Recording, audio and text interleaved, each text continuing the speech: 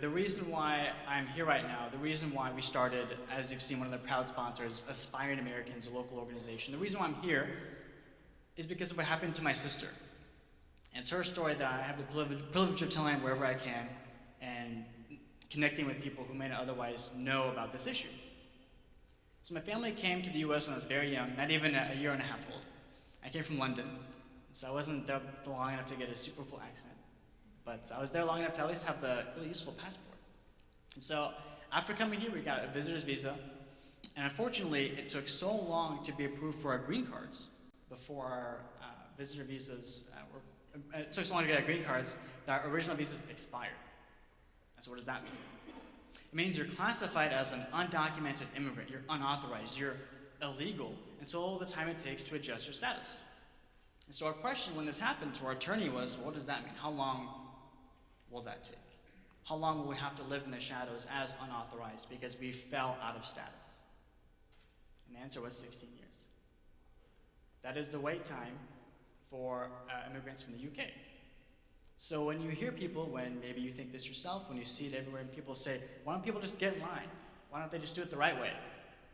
That's what the right way looks like.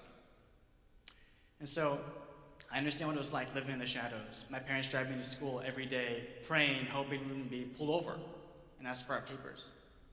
I remember what it was like when my parents, for some reason, they frustratingly told me I couldn't get a job. And I so badly wanted to contribute and be able to pay the bills and work, but I couldn't. I couldn't apply for things like FAFSA, financial aid, and get scholarships for college. And there were a couple times I had the honor to be able to travel for competitions, but couldn't. And so, coincidentally, after my 18th birthday, our green cards arrived. And I learned two things about green cards on that day. The first thing is that they're not green at all. They're like almost the color of these walls, kind of khaki color. I guess they used to be green, they're not green anymore, but that's the first thing I learned. The second thing I learned, I see someone nodding, someone else knows. The second thing I learned about green cards is that my sister wasn't going to get one. We learned about another rule in immigration. It's called aging out.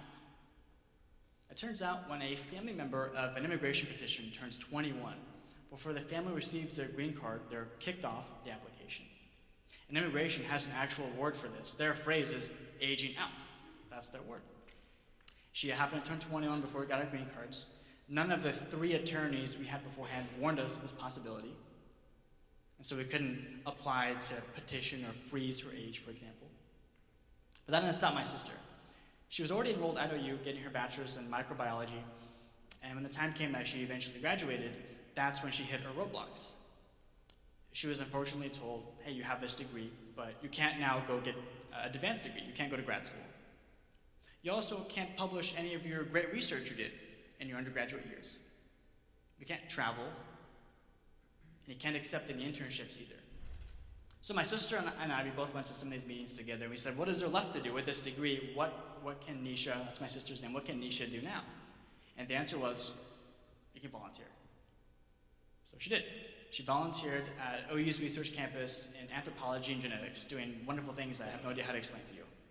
And she did this for weeks on end, for months.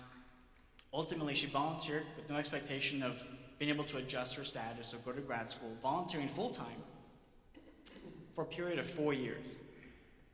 And if you know my sister, it wouldn't surprise you to tell you that she never complained any one of those single days. And then eventually, it sort of fell into place when 3 years ago, President Obama announced his executive order on DACA, Deferred Action for Childhood Arrivals. With DACA, students like my sister Nisha are able to go to grad school, get a work permit, get a social, have a driver's license. Because of that, my sister is now back at OU getting her PhD in microbiology. And the very first thing that she does is she discovers a new species of bacteria that exists in the human stomach after getting enrolled back in the program. It blows my mind. It didn't waste any time at all. And with this research, she was finally granted permission to publish the research, travel to Scotland. Of course, she gets an award there. Goes to Chicago and tears it up again, and is now negotiating new research contracts between OU and the Centers for Disease Control. And that's why we started Aspiring Americans, one of the proud sponsors tonight, a local nonprofit to help other students like Nisha, because I don't know how many other How many other niches are out there trying to do the same thing? Just trying to use their potential in a world, in a land that they've lived all their lives, but is still foreign to them.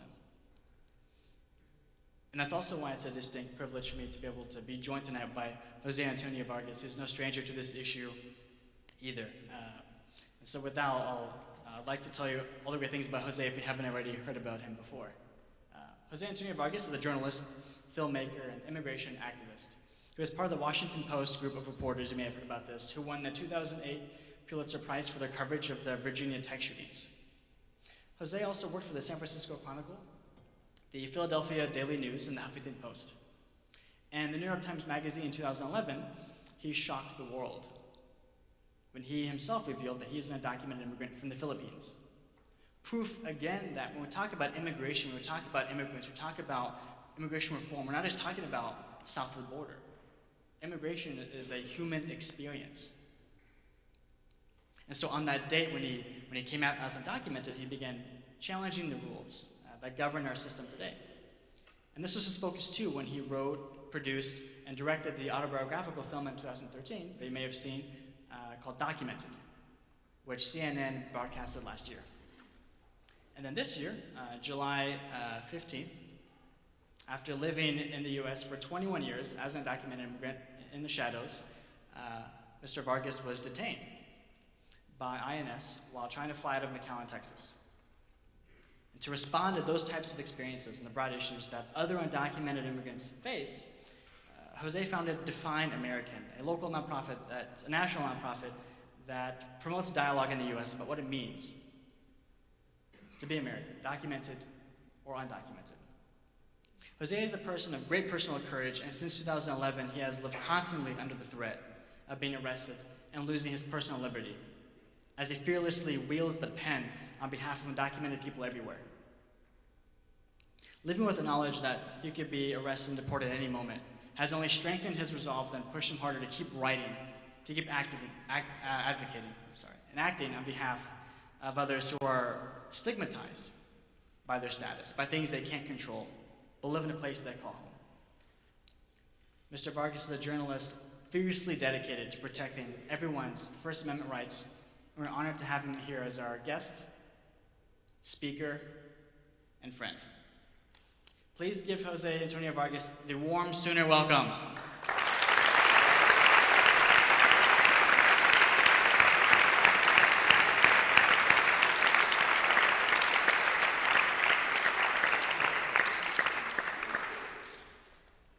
Don't go anywhere yet. Oh, shoot. Wait a second.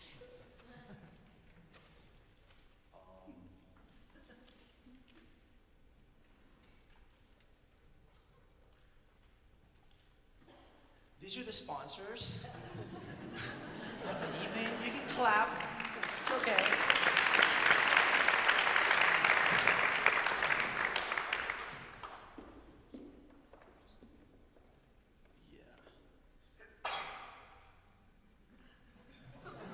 This is not happening in front of you. Just talk amongst yourselves. Great. Wait, don't go anywhere. I have to say, by the way, I don't know why I'm even here. All you needed to do was listen to Edson and listen to Akash, and you got everything you need. So please give him a round of applause.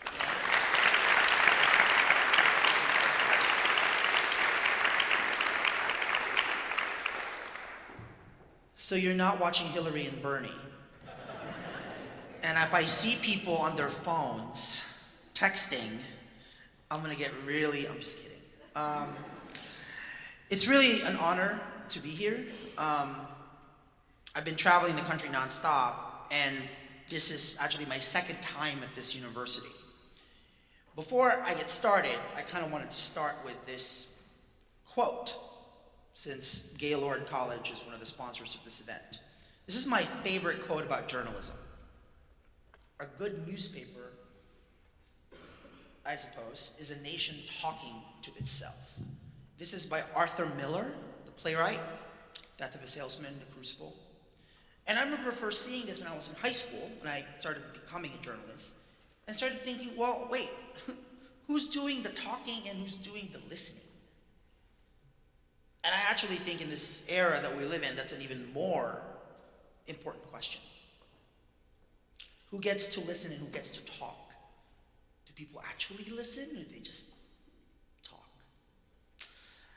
As I said, the first visit here was 3 years ago at an event that was organized by the Institute for Justice and Journalism.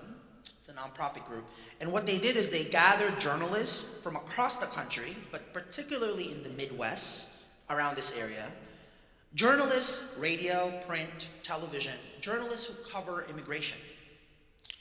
And as I'm sure you know, even here in Oklahoma City, immigration is remaking the country as we know it. It's creating a demographic earthquake unlike anything this country has ever seen, with aftershocks being felt everywhere. If you think about it, for centuries in this country, the black and white dynamic have defined the American story.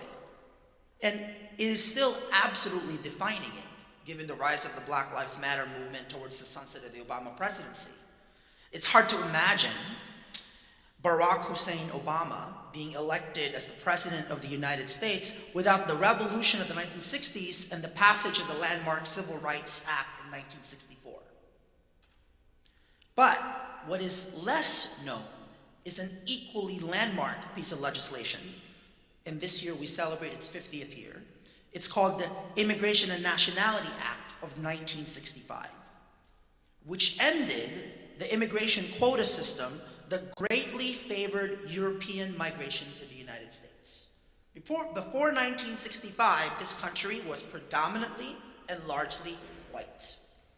After 1965, it is a lot more Latino and it's a lot more Asian.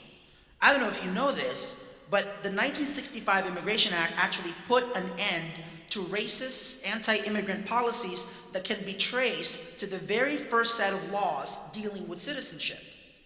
The Naturalization Act of 1790 said that to apply for American citizenship, you had to be a free white person of good moral character. There was actually a Japanese man in the 1920s that sued the government, and his case went all the way to the Supreme Court because he argued that as a Japanese man, he is a free white person. Did you know that? And you know, since yesterday was Columbus Day, or more appropriately, Indigenous Peoples Day, did you know that Native Americans, the original Americans, the Rio Americans, did you know that they couldn't be citizens of the United States until 1924? When the Indian Citizenship Act was passed? For the past half century, these modern day immigrants, Latinos, Asians, Middle Easterns from all parts of the country, and their descendants have accounted, now this is really spectacular, for the past 50 years in this country, 55% of the overall population growth have come from Latinos and Asians for the past 50 years.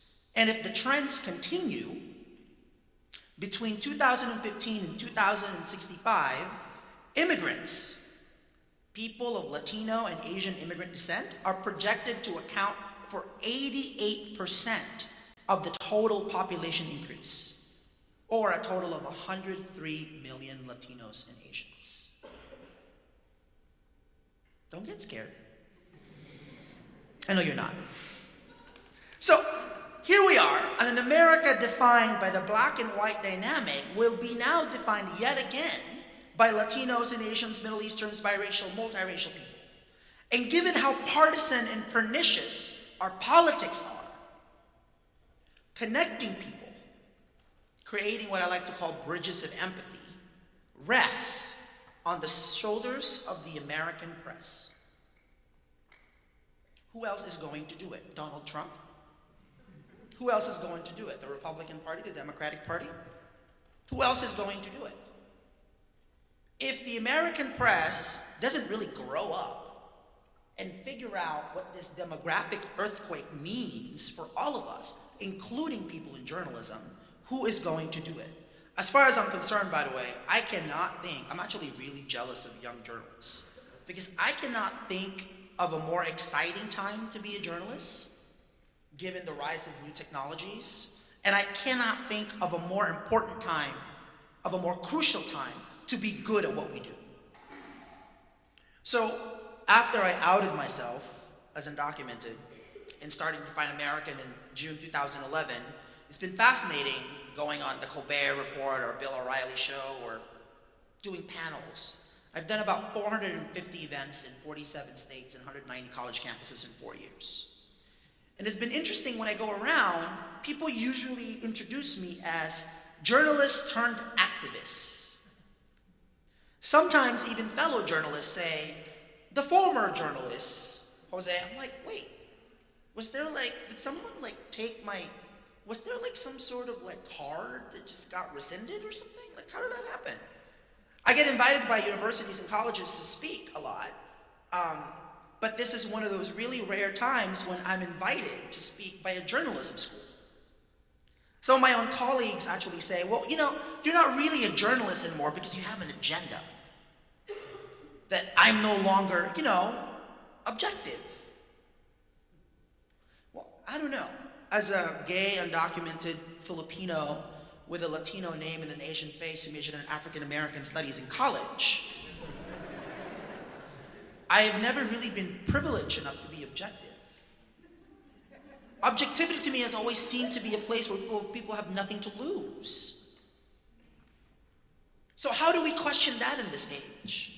So as I said, I'm particularly grateful for the Gaylord College of Journalism and Mass Communications at this university for having me here. And since I am here, and since there are a lot of journalists, including members of the National Association of Hispanic Journalists, I think we have to ask some hard questions, which are, so what does objectivity mean in this era of demographic change when private citizens, like journalists, have public profiles? Where you're asked to have a Twitter account, a Facebook account, you're on Instagram. As a journalist with a public profile, what does it mean to be objective? As much as journalism focuses on conflict and tension, how can journalism increase empathy and connect people?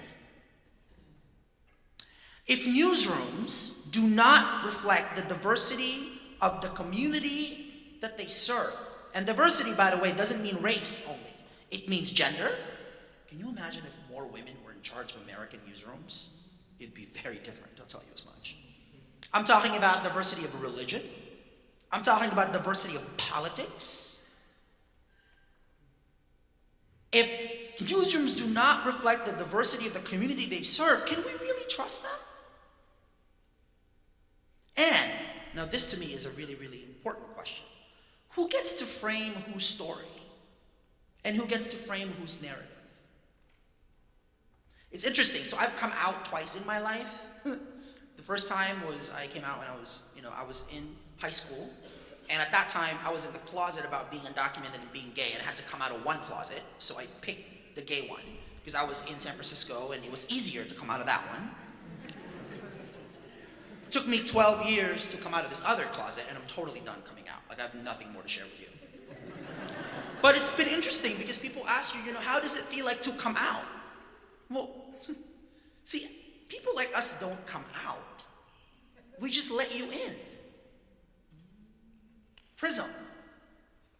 These are our lives. It's only out to you.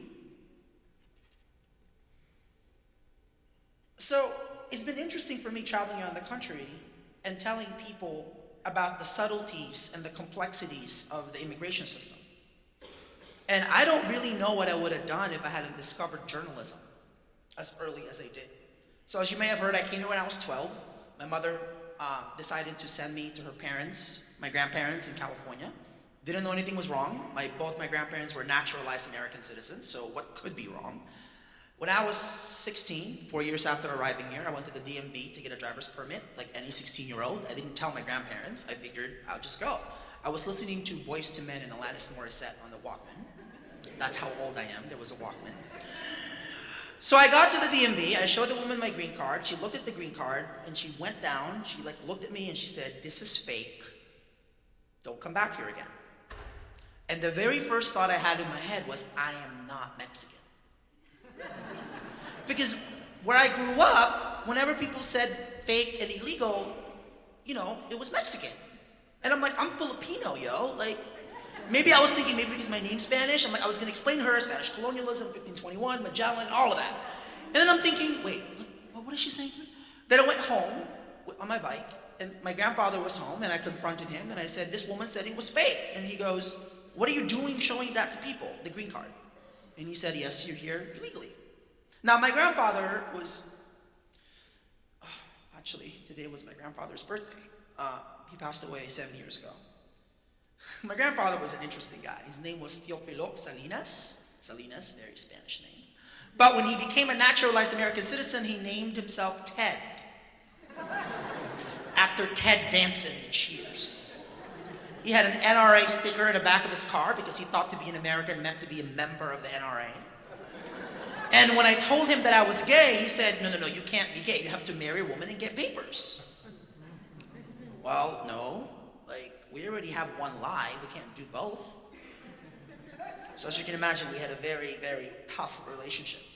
But thankfully, a year after I found out I was undocumented, my English teacher, Mrs. Doer, said, there's this thing called journalism. And since I asked so many annoying questions, maybe I should go to this journalism camp for free. And I was like, what is this journal? We had no books at the house. We didn't read anything. We watch a lot of, I learned English by, watching Frasier and Golden Girls. Television was that was the Bible to me. Writing? I'm a horrible writer. What? But then I realized that when you write a story, when you're a reporter, you get a thing called a byline. You know what it says by Jose Antonio Vargas? And so my 17-year-old self said, wait a second, if I can't be here because I don't have the right papers, what if my name is on the paper? Doesn't that mean I exist? It's on the paper. It says my name. Isn't that enough proof? I know it sounds really naive, but if you're 17, that's exactly what I thought. And I have not stopped being a journalist ever since I was 17. Reporting is my religion, journalism is my church. And when I decided to do what I'm doing, I had two choices. Either I self-deport, Mitt Romney style, or I do what I've always done, which is tell stories. The difficulty now is I break one of the cardinal rules of journalism, which is you're not supposed to put yourself in the story. You're not supposed to do that because you lose, objectivity. And maybe you would be, charged with having an agenda. But after speaking to 28 immigration lawyers, all of whom told me that I shouldn't do it, the more I wanted to do it. Isn't that the most horrible photo you've ever seen?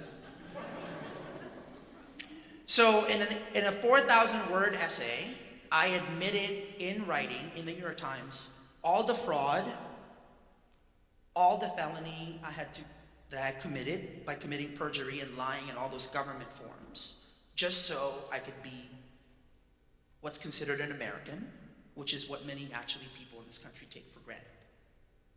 I put all of it out there against the advice of lawyers, and then I waited. I thought maybe I would hear from the government. Instead, I heard from Colbert and Bill O'Reilly. I went on all the shows, and then I kept waiting.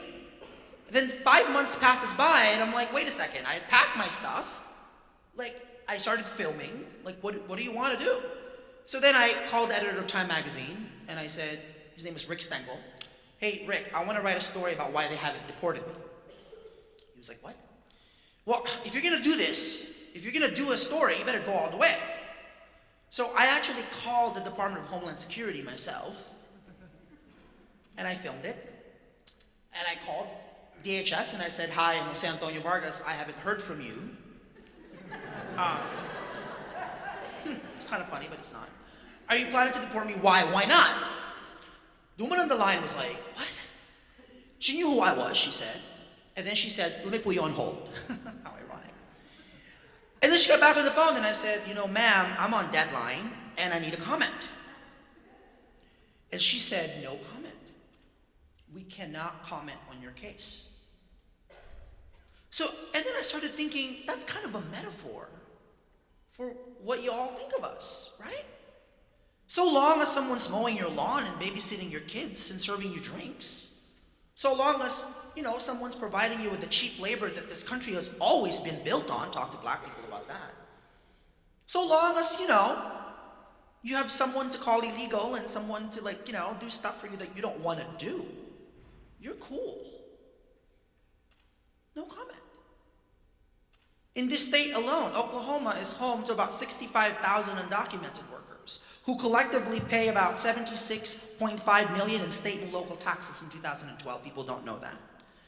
And did you know that in Oklahoma, if all your undocumented workers actually left, if President Donald Trump gets his wish, that this state would lose $580 million in economic activity? Sometimes I wonder if you actually need us more than we need you. Sometimes I wonder, why is it when they say that you put a sign outside of the Texas-Mexico border, the US border, saying keep out, why is it that 10 yards in it says job wanted? And all my travels around this country, what it's really proven to me is as often as you hear about this issue, you very rarely hear about facts. Facts like, I don't know if people realize this, but undocumented workers have contributed more than $100 billion into the Social Security Fund in the past decade, according to the chief actuary of the Social Security Administration. It's really interesting, by the way, how the Department of Homeland Security doesn't know where we are, but Social Security and IRS seem to know where we are. By the way, so this was reported on Vice News about 2 years ago almost now. Have you ever heard this factual statistic covered in the New York Times or CNN or the Associated Press? Why is it that when Donald Trump or Marco Rubio or anybody says, oh, they're actually taxing our welfare, why doesn't anybody say this? Isn't it fascinating that the undocumented workers that you actually call criminals are actually the ones responsible for keeping Social Security solvent? Now, here's another one. Since 9/11, we as a country have spent $100 billion protecting you from the Mexico border. $100 billion protecting you from Chipotle. What exactly are we protecting you from? And here's the really important question. Has humanity ever built a border that could withstand human will? Has humanity ever built a border that could withstand human will? So long as people are hungry, they will cross whatever border you put in front of them. Isn't that what the Irish did when the potato famine happened? And they came here with no papers, showed up, worked their asses off, and got land? By the way, is this something that people know? And how many more billions of dollars do you want to spend? Never mind another really crucial statistic, 40% of people who are here illegally didn't cross this border. 40%, almost half. And to me, this is the one that I'm most personal to me. I belong in what's called the mixed status family. This is my family. Filipinos are like the Italians of Asia. We have huge families. So, out of all my aunts, my nieces, my nephews, my grandparents, I'm the only one of 33 people in this country who's an undocumented immigrant. Everyone else is an American citizen. There are 17 million people in America who live in what's called the mixed status household. 4.5 million US citizens have at least one undocumented parent. Unfortunately, even Jeb Bush got on this line. You can call them anchor babies. I call them American citizens. And 4.5 million of them have at least one undocumented parent. So if they get deported, what happens to those kids? Right now, there's about 5,000 kids in foster care because both of their parents have gotten deported. And these are our kids. These are US citizen kids. But what I've realized when I give you all these facts, as I travel around the country, for people, immigration is a very visceral thing. It's kind of like people at Walmart getting mad that you're speaking Spanish. It's kind of like people going wait a second. Who are all these Asian people, and why is it that they're all over colleges? Those people who wonder that what was theirs is now being taken away. And facts is not enough. As I travel around the country, it's been fascinating talking to young people, students. Immigrants and people of color always get used to being asked where they're from. So I've kind of gotten to this habit of asking young white students where they're from. And once I was at the University of Georgia in Athens, and I got into exchange with this young man. He was the head of the college Republicans, and so I invited him to come to the talk. It's really important to preach beyond the choir. And in the middle of the conversation, I started asking him, where are you from? And he said, I'm an American. I know, but where are you from? He says, I'm white. Well, white is not a country. Where are you from?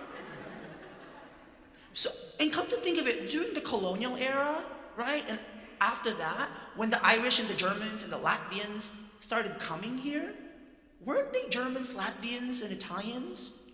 When did they become white? Is it because they weren't black? Is it because they had to figure out who the black people were to figure out what white was? And since Asians and Latinos are never going to be white, well, some of us can pass. So where do we fit in all this dynamic? And after asking these questions, I convinced MTV to do a special. A 1-hour special on what it means to be young and white in a country that's getting less and less white. We decided to call the film White People, and calamity ensued. This is the trailer for the film. So we're doing a film for MTV on what it means to be young and white. Okay. Okay. If you say the wrong thing, then suddenly you are a racist. I'm trying to be careful here. I don't want to offend people. I feel like you guys are attacking me now. If I bring up any sort of race issue with my parents, they immediately assume that I'm demonizing them. Give me a hug. How might your life be different if you weren't white? When you say white, what does that mean to you?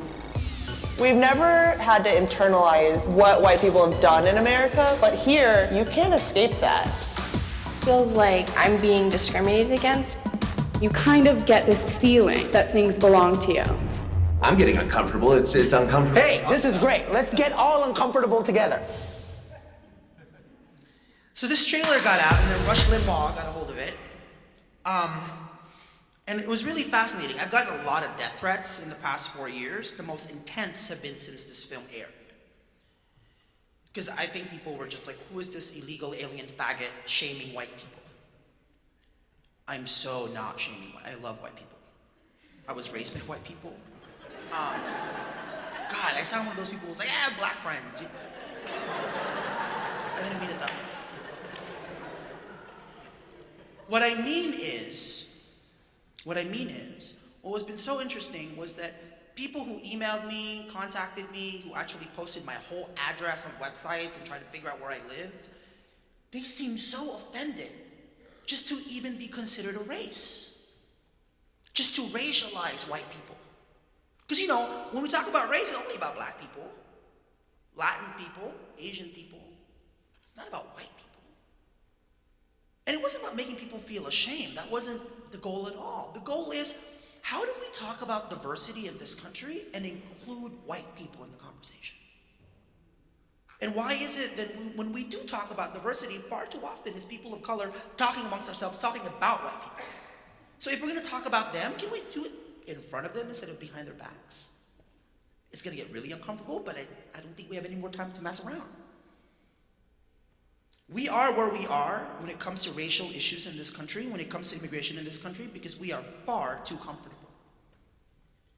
If you can just do me one favor, this Thanksgiving when you're home, when you have that uncle or aunt or your grandparents or whatever that says something that you think is a little racist, don't just walk away. If you're not going to talk to them about it, who will? And as you can imagine, for me at least, studying the history of immigration in this country, there was a time in this country when Irish people, I've been fascinated by the Irish experience. I recently finished a book called How the Irish Became White. And there was chapters and chapters upon that book about the discrimination that Irish workers received when they first got here. There were literally ads in newspapers that said, "No Irish need apply," because there were a bunch of belligerent drunkard people. There was a time, I don't know if Donald Trump knows this, there was a time when Germans first got here, and Ben Franklin said, "Ugh, these German people, they're not speaking English." Donald Trump's grandfather came here as a German immigrant who didn't speak English. Now, by the way, why doesn't the media point this out? And for me, it's been fascinating because I have to really make sure to challenge myself that I am uncomfortable. I have to make sure that I'm talking to as many Tea Party members as possible. I have to make sure that I'm talking to as many Republicans and conservatives because people assume that I'm a liberal and I'm progressive. By the way, undocumented people, we can't vote. In the same way that we can't get health care. You want to know why? Because we have no documents. That's why we're undocumented. But all these voter protection laws, because apparently people think that illegal people are getting in line and voting for Democrats. So I get a lot of hate mail, but I have to say that 2 days ago, this really kind of broke the camel's back for me. A woman uploaded a video on YouTube and started a petition on change.org. And I want her to speak to you directly. Here's her YouTube video that's gotten thousands of views so far. Hey guys, so we're starting a new petition to deport Jose Antonio Vargas. He is the man that's making the MTV White People documentaries. He is here illegally. We're gonna need 250,000 signatures if we wanna take this petition before Congress, the House of Representatives and the Senate. And I encourage you to sign. I'm gonna post a link to it in the description. Please share this. Let's make this go viral. We got to get this illegal immigrant deported because he's here illegally. So yeah, please sign my petition. Thanks. I want her to know that I'm promoting her. You can actually go to change.org, and this is the petition. I think it's a really interesting description that she had here. She wrote, "Jose Antonio Vargas is an illegal immigrant and is making documentaries like White People that are poisoning the minds of the American youth. He is here illegally. We are the citizens of the United States of America, want him deported. As you can see, he is even holding up the communist fist in the image." I thought that was kind of funny. And what she's done is she's gotten young people to post pictures of themselves saying, "You're not above the law, Jose, deport Jose." So if you want to Google it and you want to share it with your friends, feel free to do that. I'm not going to stop you. And it's really important that we acknowledge that this happens. In the same way that I'm actually really grateful for Donald Trump, I think he is just showing us to ourselves, showing us parts of ourselves that we refuse to see and we refuse to face. And I think the time of trying to deny that it happens is over. So Trump's plan, since he's still leading the polls, he apparently wants to deport 11 of us, the 11 million of us, in an 18 to 24 month period. To do this, Trump would have to deport 458,333 immigrants per month, or 15,277 people per day, according to the US Immigration and Customs and Enforcement. According to the government, to deport us would cost you $12,500 per person. In other words, a really nice car. But yes, $12,500. Total of $137 billion. So let's do the math.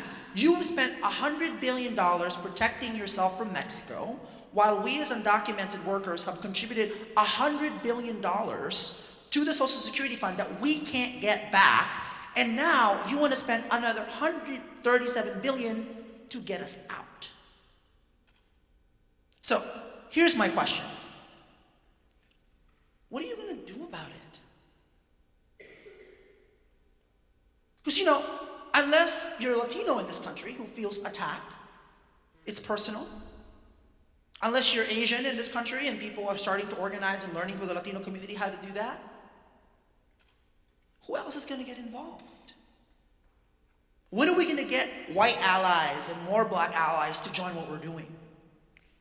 When does immigrant rights become, like LGBT rights, a human rights issue? Isn't it fascinating what's been happening in Syria? When all the pictures of those children, damning, horrible pictures. But the Syrians get to be called refugees. Yet the Central American kids from 2 years ago over the summer, what did we call them? I ended up getting arrested in Texas 2 summers ago because I went to see the kids. I got into Texas, I couldn't get out. They arrested me and then they detained me for 8 hours. It wasn't that long. But at one point, they actually put me in the exact same cell as the kids. So I want you to imagine 8 to 14-year-old kids, they separated them by gender. So I was with the boys. And I think the boys kept looking at me, they were really confused because I was the oldest person there, and they kept wanting to play with my hair. I don't think they've seen like Asian hair quite like this before. And I'm looking at these kids who look really dazed. They don't know what's happening to them. And by the way, detention centers is another word for jail. It's a jail cell. By the way, did you know that there's a congressionally mandated bed quota in this country? That on any given day, 36,000 beds in detention centers must be filled every day. You know who pays for that? You do. And who benefits? Private prisons, some of whom, by the way, contribute to Hillary Clinton's campaign. So I'm with these kids, and I remember sitting there in this jail cell, and I'm looking at them, and I'm thinking to myself, if these kids had walked from Canada,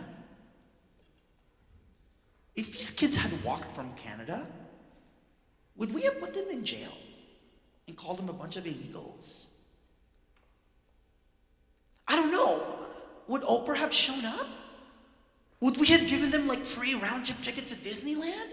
Wouldn't it be a humanitarian crisis? I completely underestimated the level of anti-Latino vitriol in this country. When people meet me, they usually assume I'm Latino, and then when I tell them that I'm not, then they feel very free to hate on Latinos in front of me. It's been fascinating hearing people all across this country, in Alabama and Ohio and Arkansas, use illegal and Mexican interchangeably, as if all undocumented people are from Mexico, as if Mexico is all of Latin America, as if there's something wrong with being Mexican. That's why it's really important for people who are not Mexican to call it out. That's really, really important. Before I end this, I got here this morning, I flew in on a red eye.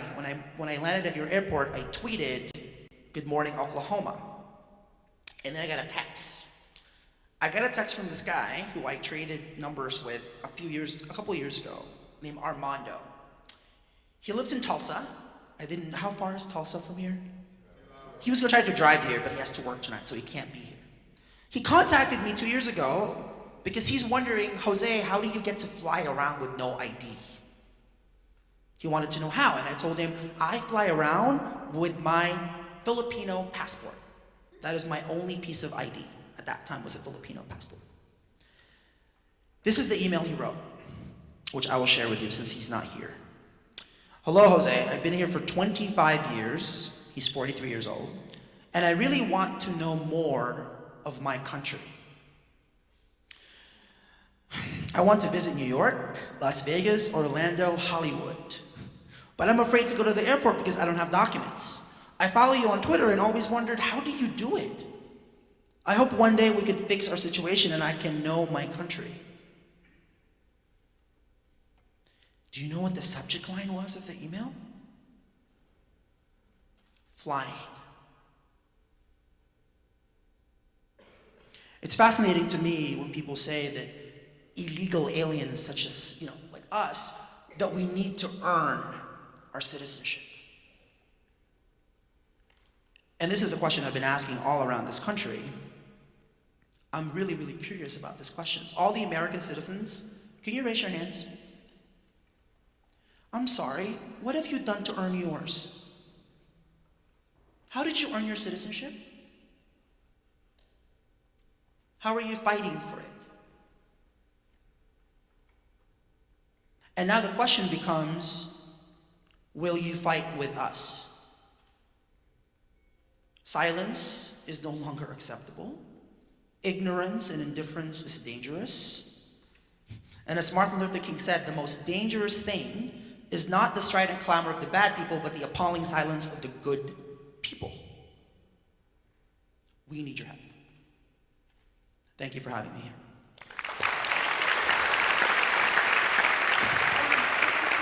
Oh, we're gonna have a Q&A. No, please sit. It's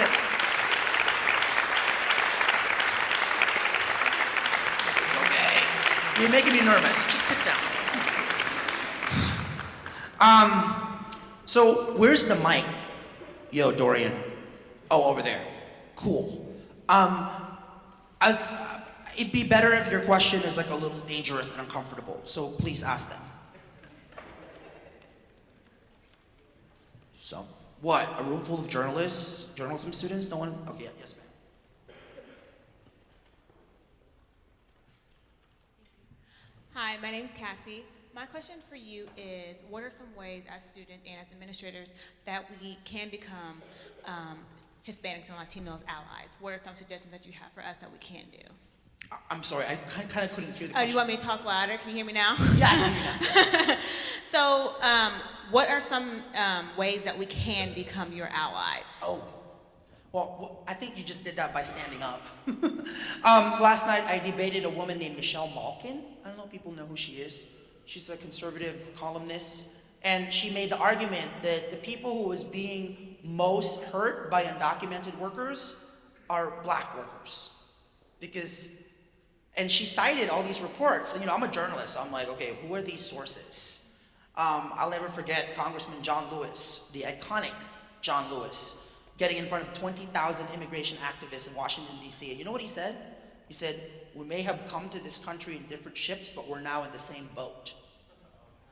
What I've actually found when I was in Alabama in particular was so many African American civil rights leaders, saying that we are here for you, we're for immigration reform. Where it gets really tricky is I hosted this great uncomfortable conversation among the Latino activists and the African American activists, and the black kind of soldiers of the civil rights movement were like, hey, we invite you to our events all the time, but you kind of don't show up. So if we're gonna advocate for you, which we want to do, can you also advocate for us too? One thing that I didn't get to mention during my speech is we are living in this really tremendous time of intersectionality in which we can't really talk about immigrant rights and not talk about Black Lives Matter, and not talk about LGBT rights and not talk about women's rights. All of these issues are connected. There's a group, I should tell you, it's called Educators for Fair Consideration. You can Google them, Educators for Fair Consideration, and they become a resource for educators who are allies to their students. Only 21 states allow only 21 states have a DREAM Act of some sort, including Oklahoma. I have heard horror stories of kids who the moment they tell the college counselor that they're undocumented in high school, the college counselor takes the scholarship forms away. In the state of Alabama, if you're undocumented, you can't go to any of the colleges. In the state of Georgia, if you're undocumented, you can't go to the top 3 schools, because God forbid you want to go to Emory. That's how we're living in. And can I tell you right now, if more white Americans and Black Americans started advocating for these, that's when real change happens. That's when real change happens. Yes. What's up, sir? Yeah, my name is Ben Fenwick. I'm with Oklahoma Watch. We're a journalism organization located at Gaylord College. Oh, great. Yeah, and anyway, we've done a long investigation. We looked at more than 400 cases of civil forfeiture in the state of Oklahoma. Civil what? Civil forfeiture. Oh. Where you get pulled over and the cops, find out whether or not you're a drug dealer or something, and they take your money. And anyway, we found that in Oklahoma, generally, about 40%. Oh, shoot. About 40% of, Hold on, I can give you... Hey, it's back. About 40% in Oklahoma County alone, 40% of those people they take the money from are Hispanic. And statewide, it's over 30% anyway. And In Oklahoma County, it's about 20% who go through this process are white. Yeah. And they don't end up not charging any, about a third of them anyway, with any kind of crime. So they just take the money and they say, goodbye. What are you hearing about this? Because we know that undocumented people often they can't use a bank. Actually, that's for me has been, yes, they can't use the bank, although we can buy houses. Did you know this? I mean, okay, this is another thing that is a really good story that we should partner up on. So, you can't hire me, but I can hire you. Let me repeat this. It's illegal for you to knowingly hire an undocumented person, but an undocumented person can start a business and hire you. I recently met this man who owns a mechanic shop in Houston, an undocumented Mexican man who owns a mechanic shop who employs 12 people. And he got so frustrated that he messaged me on Facebook and said, I can't take it anymore. Some of my employees keep talking about all these illegals, and like, don't they understand that I actually pay for them? And he's like, I can't say anything, because if he says something, he's afraid that people might, his employees might, call him out and report him. And so he's in this really weird limbo. One story that I have to tell you about. So I live in California. I grew up in California. California is one of 11 states that allow undocumented people to drive. When I go through your airport tomorrow, I can use this ID, but apparently I can't. This is my driver's license from the state of California. And in it says federal limits apply, which according to my 17 lawyers, I have 17 lawyers, according to them, I can't use this in Oklahoma. Because when I landed here this morning, I was thinking, hey, I've only been here twice. What if I rent a car, Avis, whatever, rent a car and I just drive around instead of being driven around, like Dorian's like driving me around, like I'm driving Miss Daisy or something. Like, I can drive myself, Dorian, I can drive you, right? But because I can't, I'm being driven around. And then I start thinking, wouldn't Avis want me to rent the car? Wouldn't Shell want the gas money? Wouldn't you want me to go through McDonald's, in this American invention called drive-through eating? Wouldn't you is there anything more American than driving? And if you're not going to pass immigration reform anytime soon, this is not going to happen anytime soon. So you talked about numbers, right? President Obama has deported more immigrants than any other in the history of this country. More than 2 million deportations in almost 6 years, right? Many of those deportations happen because people get pulled over and they have no license. That's the trigger. So I'm going to ask this question since we have journalists in the room. No pressure. If you think your neighbors in Oklahoma who are undocumented should be able to be given an opportunity to apply for a driver's license, please stand up. No pressure. If you think they should be being allowed, please stand up. Okay, let me take a picture and we'll send it to your governor. Smile, hold on. There are reporters in this room, so great. Now, people will make the argument that aren't we rewarding illegality, right? Like, why would you give license to criminals? By the way, being here illegally is a civil offense and not a criminal offense, so calling me illegal is actually factually inaccurate. We can disagree on a lot of things, but I think we can agree on the fact that I am here illegally, but people cannot be illegal. What is that great quote from Maya Angelou? I am a human being. Nothing human can be alien to me. We're trying at Define American to pressure as many news organizations to stop using illegal to refer to people. Now, this is not about being politically correct. It's about being morally decent. That's what it's about. Any other questions? Yes. What's up? Es en español, mi pregunta. Mi nombre es Moisés. No hablo español, pero esta piano translator, awesome. Great.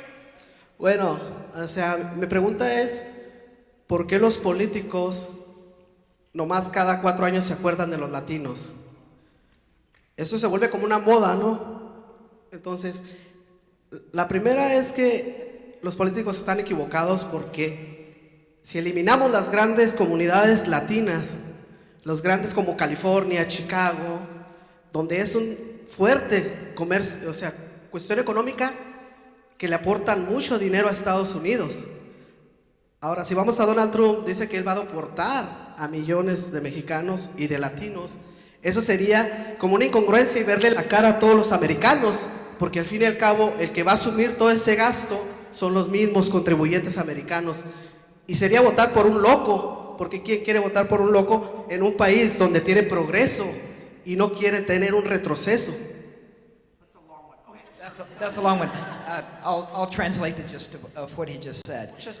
Why is it that it's only every 4 years that the Latino issue comes up in election time?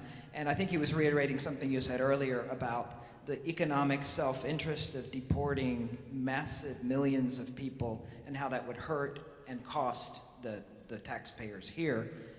Why are people so senseless in considering this option? I think it was just what he was saying. I have to say, by the way, it gets discussed every 4 years because people have to run for president every 4 years. And because this issue, right, is seen as a political issue that people think Democrats would benefit from. I actually think it's so important that this issue get taken out of the Democratic-Republican box that it's in. We shouldn't do this because it's a good thing for the Republican Party. We should think this is a good thing for all of us.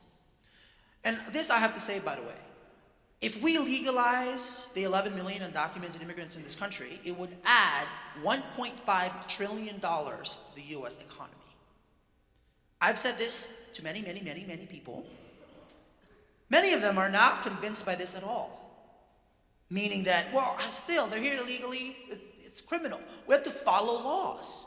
And then I tell people, wait a second, like in this country, in the history of this country, laws haven't always equaled justice, right? Those two aren't synonymous. And then you have to really wonder, if the economic argument can't win, what must win? This is where the LGBT rights movement, to me, has really kind of blazed the trail. Think about it. 10 years ago, President Bush gets reelected on the back to opposition to same-sex marriage.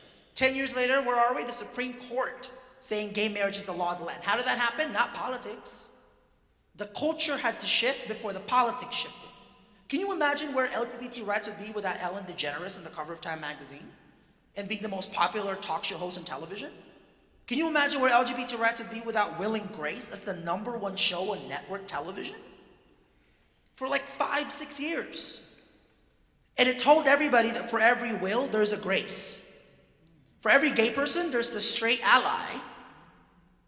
Again, allyship, right? So when it comes to this issue, so long as people think we're a bunch of illegals, so long as people think and they don't see their families and our families, nothing is going to change. We have to change the culture in which people think about this issue before we can change anything else about this issue. How do you legalize people you call illegal? You don't. You call them illegal. End of conversation. So, it's unfortunate, but that's where we are. What's that? I'm actually trying to produce something about that, but yes. Can you imagine if one of the Glee characters was a dreamer? That would be awesome. But yes. Thank you, Antonio. I'm Jabbar Shumate. I'm the Vice President for University Community and actually serve as the university's Chief Diversity Officer, and your comments tonight have been very insightful. My question, because throughout your speech, you identify obviously with several marginalized groups, and I know that there must be times where there may be people who question maybe your advocacy is stronger in one area. Apparently, I'm not gay enough for people. Rather than others. And I just want to know, your thoughts, but most importantly for others who might have this or be in the same situation. They might identify with multiple marginalized groups and want to be advocates. What suggestions or advice would you give them about, not giving up and continuing? Because I'm sure that people often think you should be doing more maybe for LGBTQ. Every day. Apparently, as I said, it was a joke, but it's not really a joke. the first year I started doing this, I got called to the carpet by a bunch of LGBT rights leaders who said that I don't talk enough about being gay. I'm sorry, but you don't get to tell me if I'm gay enough. I think I'm plenty gay for myself. And I got criticized recently when, of course I'm for same-sex marriage. Of course I am for anything that frees people to do what they have to do to be full human beings. Absolutely. But when I said that, when I was growing up, marriage was never in my head. It was about, how do I not get deported? How do I make money? What happens when my grandfather kicks me out of the house because he's Catholic and I'm gay? I just always thought that marriage was for gay white people, and gay black people. That's what I thought. So I said this, and whoa. And look, I feel like somebody lit me on fire. I'm not a shy person. Can you imagine that I have not said anything about my immigration status for 14 years? And now that I'm out about it, I think I've earned my own independence. And when I say these things, people kind of jump at me. And I said, all I can really be, and this is, I guess, the answer to your question, I'm very fortunate that I grew up being educated by James Baldwin. I don't know if people know who he is. So James Baldwin was black and gay at a time when, America was dealing with the black part and didn't know what to do with the gay part. He had this letter once, and I'll never forget reading it. He said in this letter, "Your crown has already been bought and paid for. Your ancestors already gave it up for you. Your grandparents, your parents, it's already done. Now you can love yourself." It took me a really long time to embrace everything that I am, and now that I am there, I try not to let people cut it up into pieces. I only let people do that. I can't do that to myself. That's the biggest advice. Yes. Hi. Oh, what's up? Yo. Hey, you're really good. Thank you. I do it sometimes. No. But okay. So what I wanted to ask. It better be a good question. I feel like this is something that I struggle with, just on the whole, and it's. What do you think? Where does one find the strength to fight large systemic damages to our communities, large systemic poisons that put us into poverty and don't let us move on, when every single day I'm looked at by the academia, the university, the people in this very specific lens, right? When the acceptance letter that I get says that I'm an international student. How am I supposed to reach, for example, how am I supposed to try to communicate to other people what it means to what it means to be illegal when they can't see me in a way that is objective? And why is objectivity asked of me whenever the first thing they see is that I don't have papers? Where do I find the strength to fight? Okay, wait. Let's just let that hang in the air. Just breathe. Okay. I find a lot of solace and peace in history. I find a lot of peace in thinking that whatever it is that I'm going through and whatever it is that you're going through, someone is going through something worse and someone survived it. When I think about these things, I think about Susan B. Anthony, I think of Frederick Douglass. I think about this man. I don't know if people know this man. His name is Franklin Kameny. Franklin Kameny preceded Harvey Milk. This man got discharged from the Navy because he was gay. He used to protest in front of the White House wearing a three-piece suit with a sign that says "First Rights for Homosexuals" in the 1950s. People thought he was an actor because they thought it was a joke. I think what you exhibit and what we in this country exhibit as immigrants, as illegals, I actually think we show Americans what it is to be an American. Because you fight for it. It doesn't just land in your lap. Poof, you're an American, you're born. Congratulations! It doesn't work like that. And you know, sometimes when I watch, I live in LA, Los Angeles, which is like the antebellum South. Like, I don't know where LA would be without undocumented labor, without Mexican labor. 48% of all women in Los Angeles are Mexican. 48%. And I've been fascinated taking these rides. I would see these rows of women who are the help, and their bosses drive them in their cars and their Volvos and their BMWs to the bus stop. These women, they're just, and you know what was astounding to me, by the way, when I would watch them? Is how they smile. I don't know, I can't think of, I can't think of a more universal experience in America when I think about the slave experience in this country among African Americans.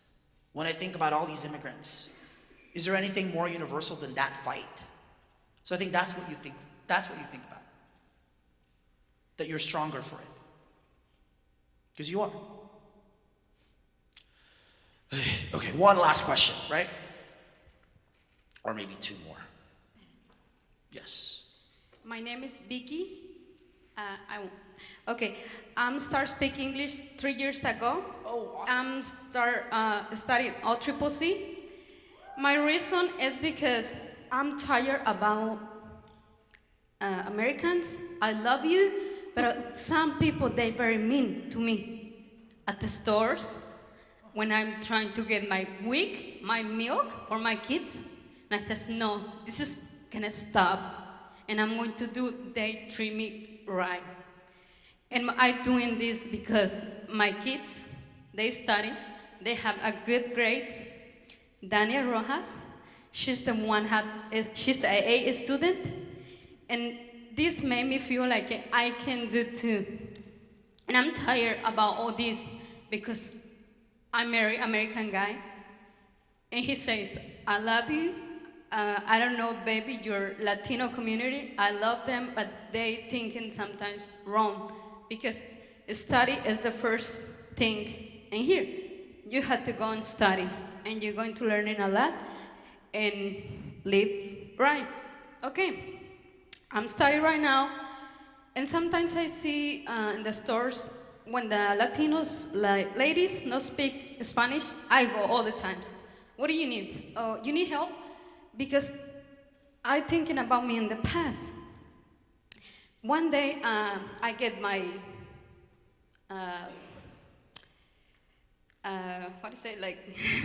my insurance, okay?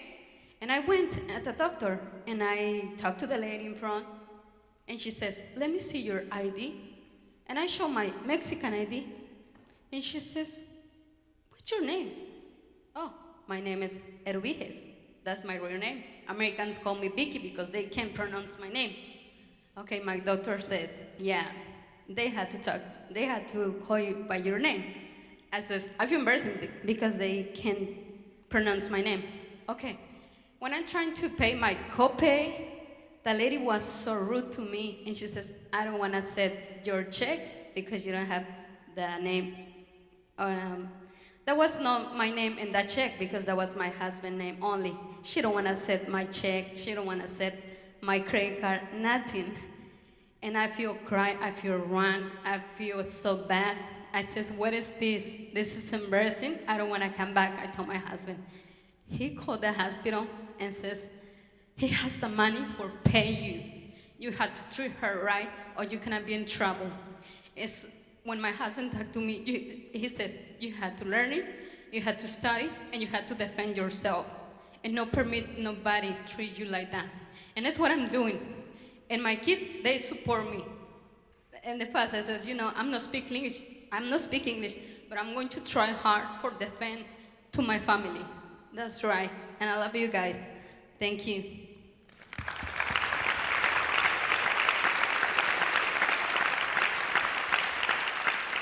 Thank you for sharing. Yes, one last question. Hi, my name is Ali Ramirez, and I'm a student at the OU College of Law. I'm also the president of the Hispanic American Law Student Association, and part of our mission is to bring awareness to younger Hispanics who are even high school age about the opportunities that are available to them in law school or in professional schools in general. And we have a lot of answers for them about, if the problem is financial aid, they can't afford it. We have answers for them. If the problem is, they don't know what classes to take in college or what college to go to, we have answers for them. But when the question is, the problem is that it's, a documented issue, I don't have an answer. And it kind of goes off the table, professional school. And unfortunately, I only know of 5 or 6 Hispanics in an entire law school, which I find very unfortunate. And I want to bring diversity to the student body, but when I see these young people who write off professional school because of that issue, I don't know what to tell them. So is there a resource or a message that I can convey to them to say, keep dreaming about it, work towards it, because it can be a reality, like our initial speaker's sister who went to graduate school eventually. I don't want them to write it off, because I want to see more Hispanics, more minorities in professional schools. What should I tell them? The first thing is resources for scholarships, right? So are most of these students, so are they documented or undocumented? That's a little unclear about that. A large percentage of the students that we're reaching out to actually are undocumented. So I'm on the board of this amazing scholarship fund called the Dream.us. The Dream.us. It has now raised about $100 million in scholarship fund for undocumented students. They can go anywhere in the country. I would look into that. It's really incredible. But the other thing to do is, I think, this is for me has been the hardest thing. So I was a dreamer before there was a DREAM Act. So, I wasn't going to go to college at all. I never even took the SATs because I thought, what would be the point? There was no Google, so you couldn't Google anything. And so I'm like, okay, well, I guess I'm just going to go start working cops. I got offered a job, $10 an hour at the weekly community paper. And I thought, awesome, I'll just cover cops. Then my high school principal found out that, why aren't you applying to college? What do you mean you can't go? So I told her. After I told her, a week later, she found this venture capitalist guy who didn't ask any questions, who sent me to college for 4 years for free. No questions asked. What I'm trying to say is I cannot overstate the value of mentors. Even more mentors outside of the family. Because, our families are so scared. I remember my grandmother, the more successful I got, the more scared she got. When I won the Pulitzer, when I won this plaque thing or whatever, when I called her up, you know what she said? Oh, what if people find out? That's the first thing. She didn't say congratulations. She said, what if people find out? So it's really important that we have these mentors to push us and to push our own families. I like to think of them as kind of the untold story of this entire immigration system. Can you imagine if all the teachers of all racial and ethnic backgrounds who have mentored us come out and said, these are our kids? That, to me, would be a game-changing thing. Mentorship. Thank you. Thank you. Thank you so much again for having me.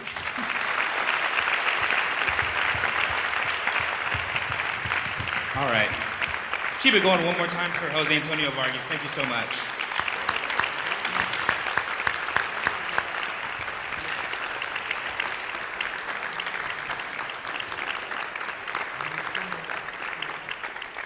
All right, so I'm going to close it out for you all one time. My name is Dorian Billups. I'm the coordinator of community inclusivity for Gaylord College.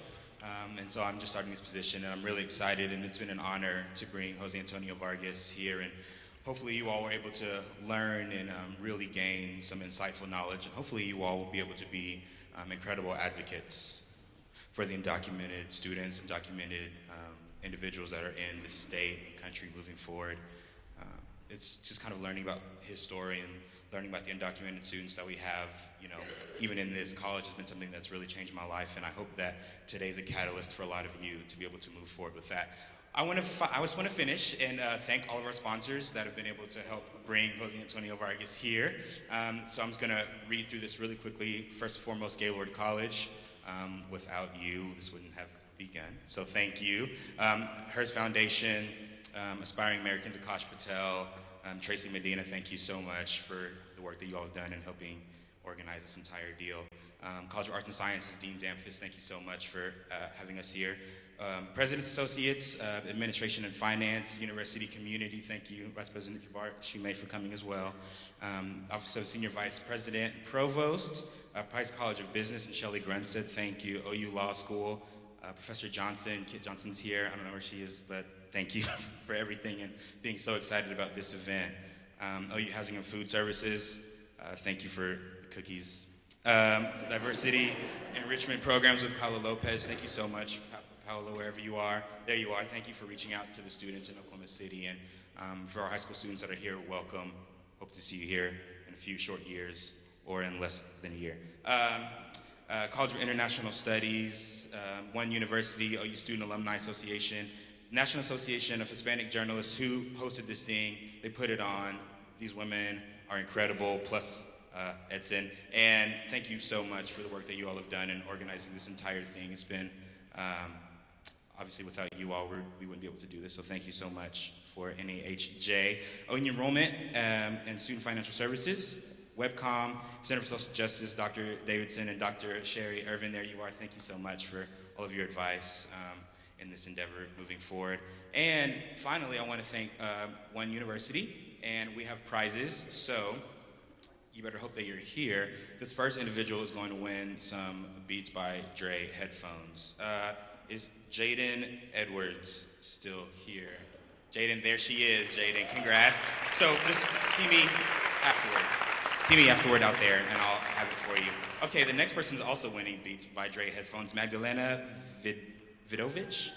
Magdalena, yay, okay, congratulations, there you are. So also find me afterward. And then this person's gonna win a $100 gift card again. This is from One University store, so thank you to them also for being partners with us here. $100 gift card at the One University store. Eloy Dominguez? I can't see if that's right. Dominguez, maybe? Yes, is that you in the back? Congrats, okay, I'll see you afterward. Awesome. And then finally, another $100 gift card is for Corey White. Corey White, are you still here? No? Oh, then we're gonna keep on moving. All right. All right. So keep your fingers crossed. The next person, Juan Orendane. Juan Orendane, there he is. All right, so $100 gift card is for you, Juan. Congratulations, and thank you all so much for coming. And again, let's let the conversation continue. All right, have a good night.